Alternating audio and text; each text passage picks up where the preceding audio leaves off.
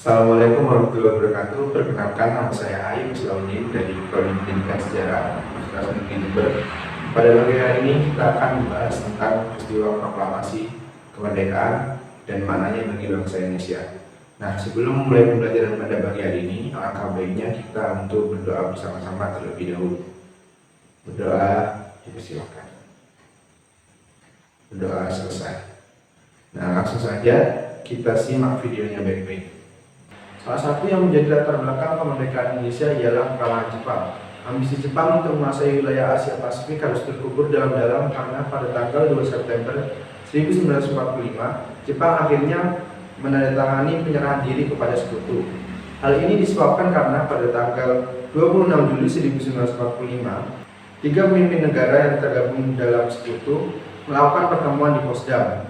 Hasil deklarasi Potsdam ialah yang pertama, semua penjahat perang harus diadili secara keras, termasuk mereka yang melakukan kejahatan terhadap para tawanan. Sedangkan yang kedua ialah pemerintah Jepang harus memberi kebebasan dan memberlakukan demokrasi serta penghormatan terhadap hak asasi manusia. Sedangkan yang ketiga ialah pemerintah Jepang juga diberikan kesempatan untuk memilih mengakhiri perang kepada sekutu dengan menyerah tanpa syarat atau penghancuran besar-besaran. Namun sayangnya deklarasi ini ditolak mentah-mentah oleh Jepang dan akhirnya menyebabkan peristiwa bom atom Hiroshima dan Nagasaki. Atas dasar sikap Jepang yang menolak deklarasi Potsdam, akhirnya Amerika Serikat menjatuhkan bom atom di dua kota yaitu Hiroshima dan Nagasaki. Bom nuklir yang pertama, Little Boy, dijatuhkan di kota Hiroshima pada tanggal 6 Agustus 1945. Selanjutnya bom nuklir yang kedua yaitu Fat Man dijatuhkan di kota Nagasaki pada 9 Agustus 1945. Dijatuhkannya bom atom ini membuat kekalahan telak bagi Jepang dan akhirnya berdampak kepada Indonesia, yaitu di Indonesia terjadi kekosongan kekuasaan yang nantinya akan dimanfaatkan oleh Indonesia untuk melaksanakan peristiwa proklamasi.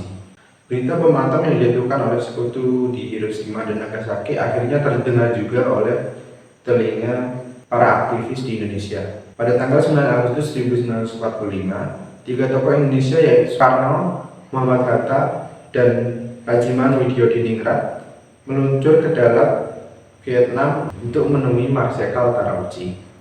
Sehari setelahnya, tanggal 10 Agustus 1945, tokoh golongan muda juga mendengar berita bahwa telah terjadi bom atom di Hiroshima dan Nagasaki dari berita radio BBC tentang kekalahan Jepang dan kemungkinannya untuk menyerah kepada sekutu.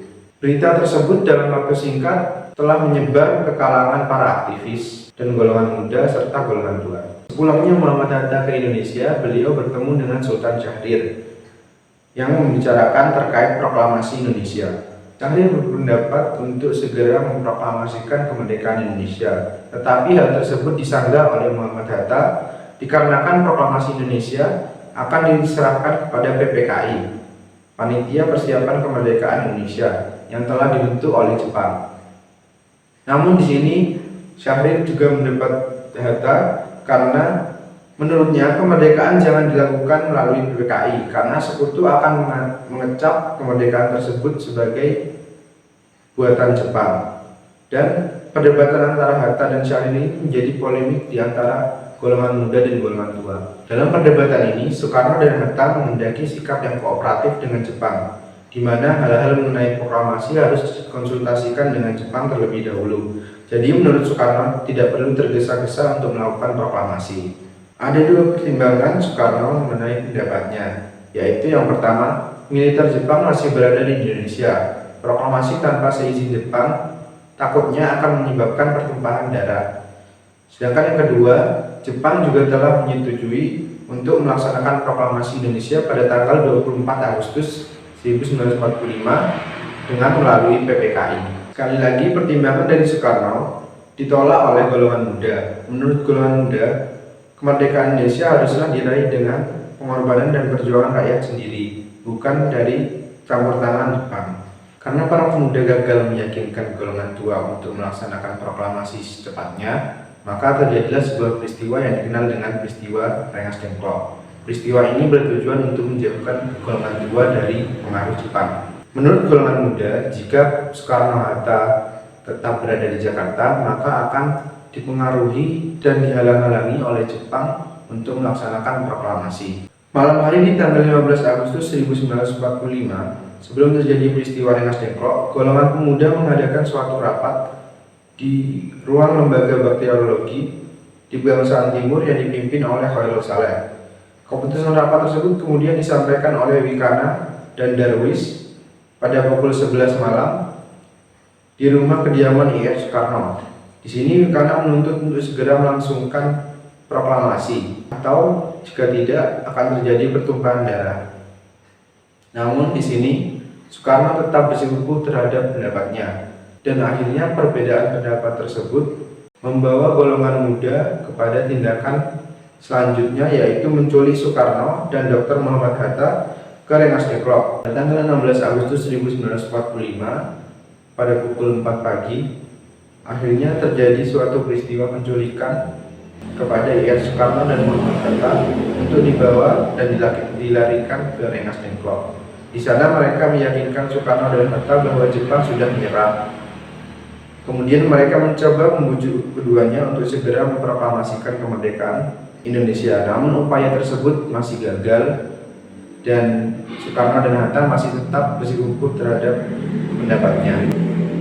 Sementara itu di Jakarta terjadi kesepakatan antara golongan tua dan golongan muda yang diwakili oleh Ahmad Subarjo dan Wikana dari golongan muda untuk mengadakan proklamasi. Pada malam hari tanggal 16 Agustus 1945, rombongan dari Soekarno-Hatta akhirnya sampai di Jakarta. Di sana beliau diantar oleh Laksamana Maeda menuju rumah Mayor Jenderal Moichiro Yamato sebagai staf kepala pemerintahan militer Jepang di Indonesia.